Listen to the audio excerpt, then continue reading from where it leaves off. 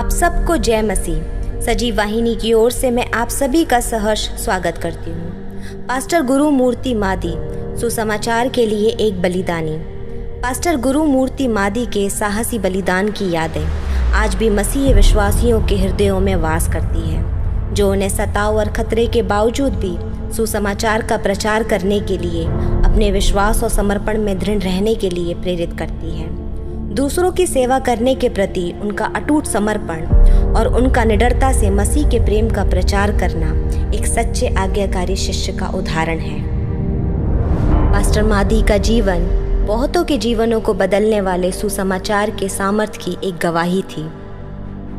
उड़ीसा के मलकानगिरी में अपनी सेवकाई के द्वारा उन्होंने बहुत से लोगों को मसीह के प्रेम के बारे में बताया था, जिनमें से एक नक्सली कमांडर भी था, जिसने पास्टर मादी के द्वारा मसीह को जानने और दूसरों के प्रति उनकी दयालु सेवा को देखने के बाद अपना स्थानीय पुलिस के सामने आत्मसमर्पण कर दिया था। पास्टर मादी का सुसमाचार के प्रति समर्पण और अपने मसीही विश्वासियों को, जो पहले नक्सली थे, सौंपने से मना करने पर नक्सली नेता उनसे क्रोधित हो गए थे। इस कारण नक्सलियों ने उनसे दुश्मनी रख ली थी। इन खतरों के बावजूद भी पास्टर मादी निरंतर साहस के साथ परमेश्वर के वचन का प्रचार कर रहे थे, क्योंकि वो जानते थे कि लोगों के लिए आशा और उद्धार इसी संदेश के द्वारा है। बहुत दुख की बात है कि 11 अगस्त 2016 की रात को नक्सलियों के कहने पर धार्मिक कट्टरपंथियों ने क्रूरता से पास्टर मादी पर हमला किया और उन्हें गोली मार दी गई। वह अपने पीछे एक रोते हुए परिवार और अपने सभी विश्वासियों को शोक में डूबा हुआ छोड़कर हमेशा के लिए चले गए।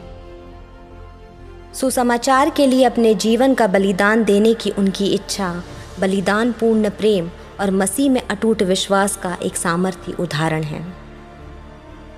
परमेश्वर का वचन कहता है, फिलिपियों उसका 1 अध्याय और 21 पद, क्योंकि मेरे लिए जीवित रहना मसीह है और मर जाना लाभ है।